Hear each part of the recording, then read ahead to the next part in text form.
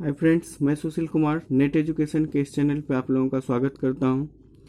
हमने unit 2 paper 1 के unit 2 के लिए रिसर्च एप्टीट्यूड के लिए जो भी वीडियो बनाया था उसमें से कुछ ट्रबल है जो विजिबिलिटी ठीक से नहीं है, बट उसके जो पीडीएफ है उसे आप डाउनलोड कर लीजिए और उसके पीडीएफ को डाउनलोड करके फिर आप जब अगर उसे करते हैं तो वो फिर आपको ठीक लगेगा।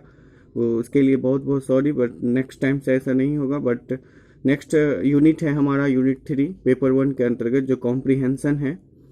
तो कॉम्प्रीहेंसन को हम देखेंगे। अब कॉम्प्रीहेंसन में जो पैसेज दिया होता है उस पैसेज में जो भी प्रश्न होता है सबसे पहले हम उस प्रश्न को पढ़ेंगे, फिर प्रश्न के पढ़ने के बाद हम कॉम्प्रीहेंसन को रीड करेंगे।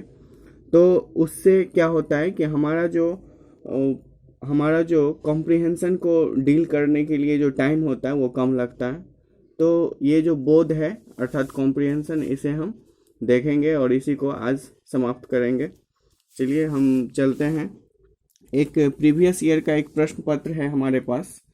तो प्रीवियस ईयर के इस प्रश्न पत्र से ही हम यह एक गद्यांश लिए हुए हैं जो मुख्य रूप से आपको भारत के आंतरिक शक्ति या भारत के अर्थव्यवस्था से जुड़ी हुई है। और इससे यहाँ पे दिया हुआ कुछ प्रश्न है जो 5 प्रश्न है, तो इसे हम आज सॉल्व करेंगे। तो इस तरह से हम देखेंगे कि किस तरह से हम कॉम्प्रीहेंसन करते हैं। तो कॉम्प्रीहेंसन के लिए सबसे पहले हम किसी भी कॉम्प्रीहेंसन के लिए सबसे पहले कॉम्प्रीहेंसन को नहीं पढ़ेंगे, एट फर्स्ट उसके प्रश्न को ही देखेंगे। तो फर्स्ट प्रश्न हमारा इस तरह से है 46 में, जो विकसित भारत की कल्पना को साकार करने के लिए आवश्यक है। फर्स्ट क्वेश्चन है हमारा कि जो विकसित भारत है, तो विकसित भारत की जो कल्पना है उसको साकार करने के लिए आवश्यक है। क्या आवश्यक है? तो एक पॉइंट हमारे दिमाग में एक क्वेश्चन घूमना चाहिए कि विकसित भारत की कल्पना को साकार करने के लिए आवश्यक है। दूसरा क्वेश्चन है कि प्रौद्योगिकी की अनुपस्थिति, जब प्रौद्योगिकी नहीं होगा तो प्रौद्योगिकी की जो अनुपस्थिति से किसका मार्ग प्रशस्त होगा। अगर प्रौद्योगिकी नहीं होगा, उसकी अनुपस्थिति होगी, तो उसे किसका मार्ग प्रशस्त होगा, मतलब कौन सी बाधाएं सामने आएगी। तीसरा क्वेश्चन है हमारा कि उपरोक्त गद्यांश के अनुसार, जो हमारा गद्यांश है उस गद्यांश के अनुसार निम्नलिखित में से कौन चौथे आयाम को इंगित करता है। कोई गद्यांश में चौथे आयाम की चर्चा होगी तो उस चौथे आयाम को कौन सा इंगित करता है, हमारे ऑप्शन में से ये देखना है। यानी कि चौथे आयाम थर्ड क्वेश्चन को व्यू में है, सेकंड में है प्रौद्योगिकी अनुपस्थिति से क्या होगा, और फर्स्ट में है कि विकसित भारत की कल्पना को साकार करने के लिए किस चीज़ की आवश्यकता है। इस तरह से 3 प्रश्न ये है। और चौथा प्रश्न है हमारा कि उपरोक्त गद्यांश अधिक उत्पादक रोजगार पैदा करने के लिए आवश्यक है। मतलब जब हम रोजगार बहुत ज़्यादा उत्पन्न करना चाहते हैं, बहुत ज़्यादा, तो रोजगार को अत्यधिक उत्पन्न करने के लिए क्या आवश्यक है, हमारे पास क्या होना चाहिए, किसकी आवश्यकता होती है हमें। तो ये है हमारा 4th क्वेश्चन है। और 5th क्वेश्चन है हमारा कि प्रौद्योगिकी आगतों के लाभ का परिणाम क्या होता है। जो प्रौद्योगिकी आगत होते हैं, प्रौद्योगिकी आगत उसके लाभ का क्या परिणाम होता है। तो ये 5 क्वेश्चन हमारे दिमाग में आ गया। अब हम गद्यांश को जाकर पढ़ेंगे। गद्यांश है हमारा जो गद्यांश है हमारा कि यदि भारत को अपनी आंतरिक शक्तियां विकसित करनी है तो उसको 3 गतिशील आयामों, जनता, सर्वांगीण अर्थव्यवस्था और सामरिक हितों को ध्यान में रखते हुए प्रौद्योगिकीय आवश्यकताओं पर ध्यान केंद्रित करना होगा। ये ध्यान केंद्रित करना होगा। ये प्रौद्योगिकीय आवश्यकता एक चौथे आयाम, वहाँ हमने प्रश्न में चौथे आयाम की चर्चा की थी, चौथे आयाम भी प्रश्न से संबंधित था। तो चौथे आयाम समय पर भी ध्यान रखनी है, जो अर्थव्यवस्था, व्यापार और प्रौद्योगिकी की आधुनिक गतिशीलता से निश्रित है, जो निरंतर बदलते लक्ष्यों की ओर अग्रसर करता है। थोड़ा हम यहाँ रुकना चाहते हैं क्योंकि हमारा जो प्रश्न था वह प्रश्न फर्स्ट था कि विकसित भारत की कल्पना को साकार करने के लिए क्या आवश्यक है। तो विकसित भारत की कल्पना को साकार करने के लिए यहाँ पे दिया हुआ है कि भारत की आंतरिक शक्तियां को विकसित करने के लिए प्रौद्योगिकीय आवश्यकताओं पर ध्यान केंद्रित करना आवश्यक या करना होगा। तो यही हमारा फर्स्ट का जवाब हो जाएगा। यहाँ फर्स्ट के जवाब में अब देखिए प्रश्न में जो दी हुई है कि विकसित भारत की परिकल्पना को साकार करने के लिए क्या आवश्यक है। यहाँ एक है लघुकालीन परियोजना को ध्यान केंद्रित करना, दूसरा है कि संकेंद्रीय प्रौद्योगिकी शक्ति का विकास करना। तो यही हमारा सही जवाब है। संकेंद्रीय प्रौद्योगिकी शक्ति का जब हम विकास करेंगे तो हमारा भारत की कल्पना का साकार विकास होगा या साकार आवश्यकता के लिए अत्यधिक आवश्यक है। तो इस तरह से हमारा प्रश्न और ऑप्शन पढ़ने से पूर्व भी हमारे जवाब हमें प्राप्त हो रहे हैं। दूसरा प्रश्न है यहाँ पे प्रौद्योगिकी के अनुपस्थिति से किसका मार्ग प्रशस्त होगा। जब प्रौद्योगिकी अनुपस्थित हो जाएगा, प्रौद्योगिकी नहीं होगा, तो किसका मार्ग प्रशस्त होगा। देखते हैं यहाँ पे हम। तो आगे है जहाँ तक हम लोग पढ़े थे चौथे आयाम समय पर भी ध्यान रखना होगा। उसके साथ ही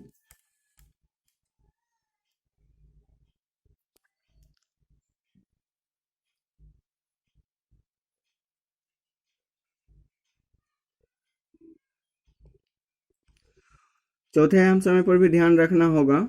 तो उसके बाद है समय पर भी ध्यान रखना, जो व्यवसाय, व्यापार और प्रौद्योगिकी के आधुनिक गतिशीलता से निश्चित है और जो निरंतर बदलते लक्ष्यों की ओर अग्रसर करता है।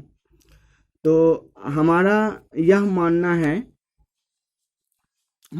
मानना है कि इस चौथे आयाम के संदर्भ में जनता की आकांक्षा, यहाँ दिया हुआ है, जनता की आकांक्षा में निरंतर परिवर्तन होता है।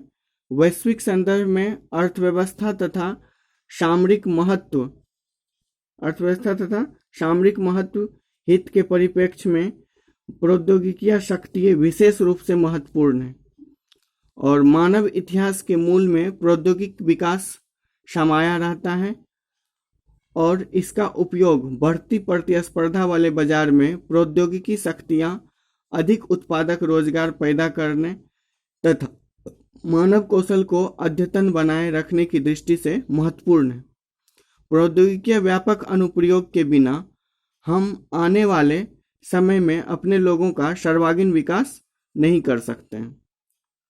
अब इससे जुड़े हुए वहां देखते हैं कि कैसा प्रश्न हमारा बन सकता है। तो यहाँ पे है हमारा सेकंड क्वेश्चन कि प्रौद्योगिकी अनुपस्थिति से किसका मार्ग प्रशस्त होगा। तो यहाँ पे आप इसको देख सकते हैं कि प्रौद्योगिकी की जब अनुपस्थिति होगी तो निम्न स्तरीय मूल्य संवर्धन हो जाएगा, प्रदूषण कम हो जाएगा, लेकिन यह जरूरी नहीं है। दूसरा है कि मूल्यवान प्राकृतिक संसाधनों की बर्बादी हो जाएगी, क्योंकि टेक्नोलॉजी नहीं होगा तो जो हमारे पास संसाधन है उसकी बर्बादी हो जाएगी। और अत्यंत गरीब लोगों को सबसे अधिक नुकसान होगा, जो अत्यंत गरीब लोग होंगे उसको। तो इस तरह से यहाँ पे प्रौद्योगिकी के अनुपस्थित होने से हमारा जो है मुख्य रूप से देखा जाए तो मूल्यवान प्राकृतिक संसाधनों की बर्बादी होगी, अर्थात ये हमारा बी होगा। और उसके बाद है निम्न स्तरीय मूल्य संवर्धन होगा, यानी कि सी होगा। और उसके अत्यंत गरीब लोगों की सबसे अधिक नुकसान होगा, तो डी भी होगा। तो इस तरह से बी सी डी जहां है तो बी सी डी हमारा 4 में है। तो चौथा ऑप्शन यहाँ के लिए सही होगा कि प्रौद्योगिकी की अनुपस्थिति से किसका मार्ग प्रशस्त होगा। तो हमारा बी सी डी हमारा आंसर सही होगा। मूल्यवान प्राकृतिक संसाधनों की बर्बादी होगी, अत्यंत गरीब लोगों को अधिक नुकसान होगा और निम्न स्तरीय मूल्य संवर्धन होगा इत्यादि।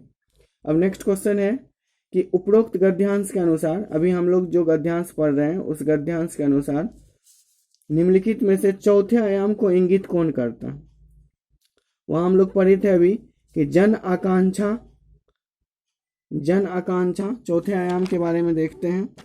यहाँ देखिए, जनताओं की आकांक्षा, और उसके बाद है कि सामरिक महत्व और प्रौद्योगिकी शक्ति, ये बढ़ती प्रतिस्पर्धा, ये सारी चीज़ें जो है ये चौथे आयाम के अंतर्गत दिया हुआ है।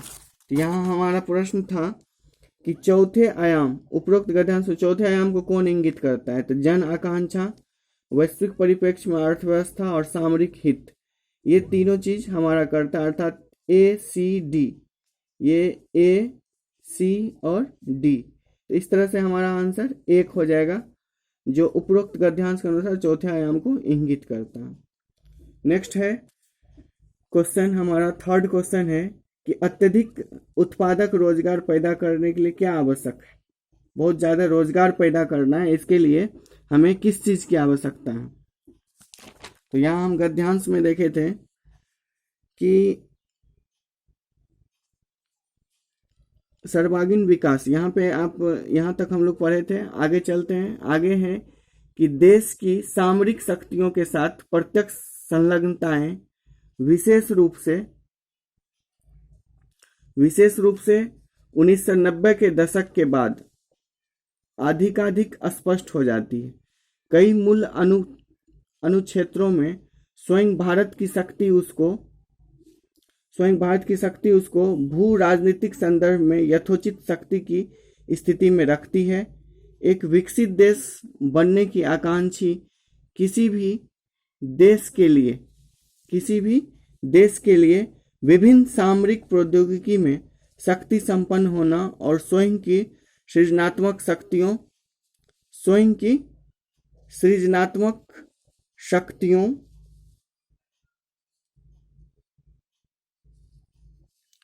के माध्यम से उन्हें निरंतर अध्ययन करते रहने की सामर्थ्य भी आवश्यक है।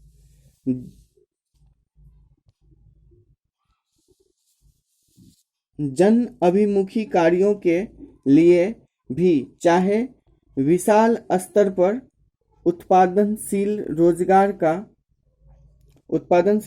का सृजन हो या जनता की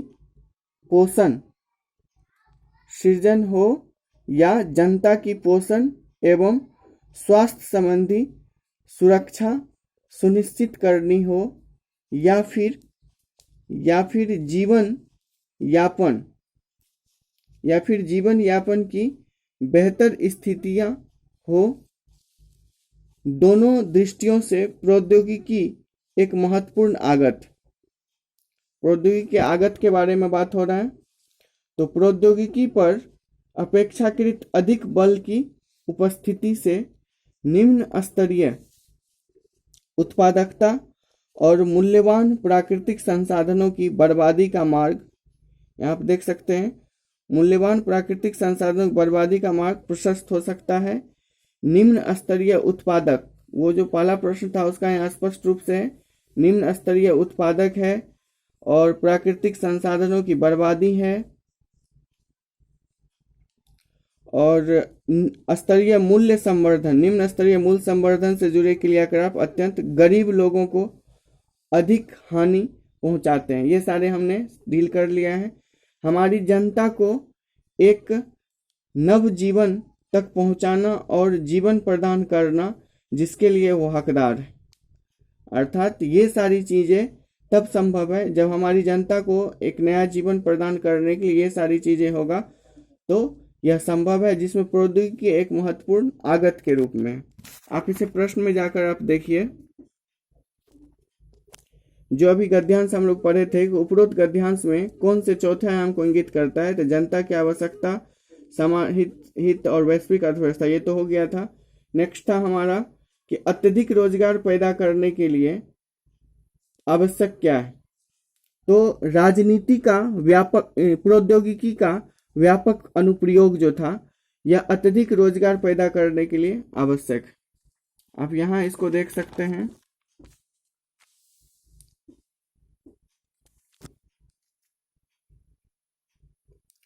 प्रौद्योगिकी के महत्वपूर्ण आगत को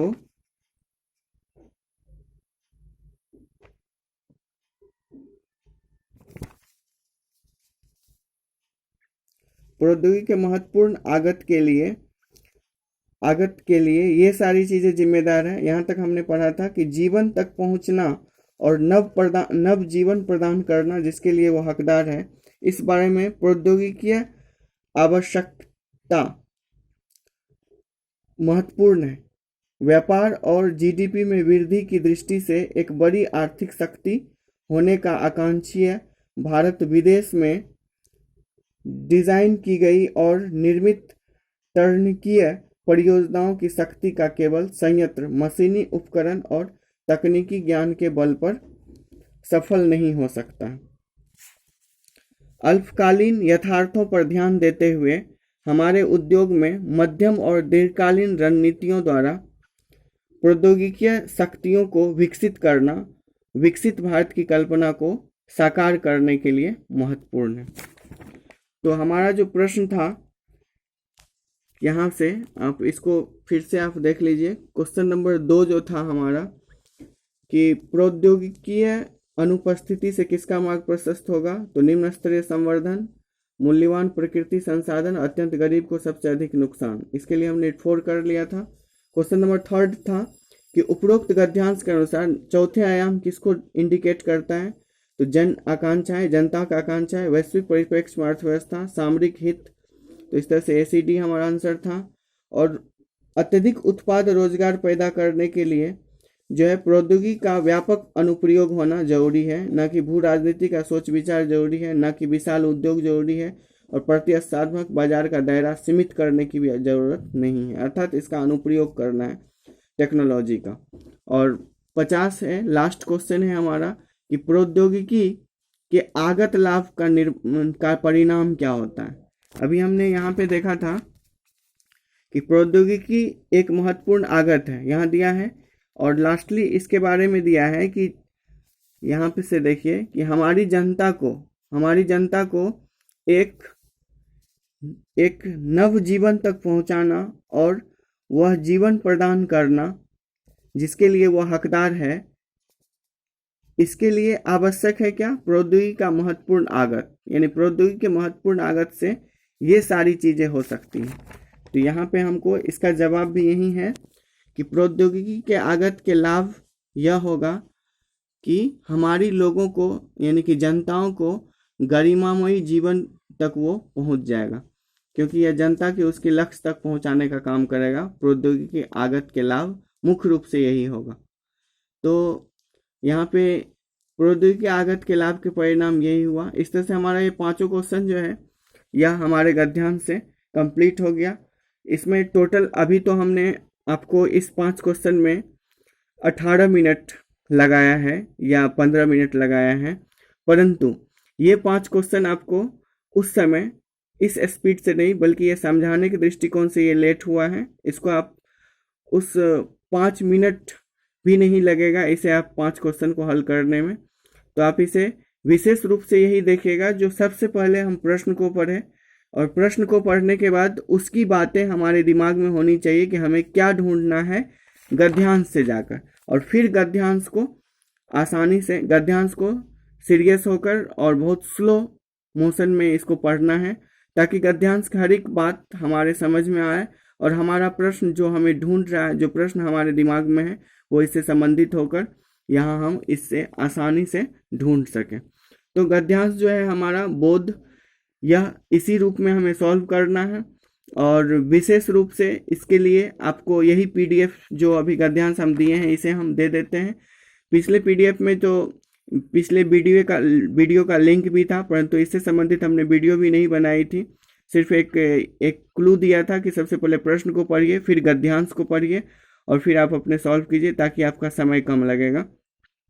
तो इस तरह से आप इसे हल करिएगा। अब नेक्स्ट हम यूनिट 4 को, पेपर 1 के यूनिट 4 को आपके सामने लाएंगे। तब तक के लिए धन्यवाद फॉर वॉचिंग माय फ्रेंड्स।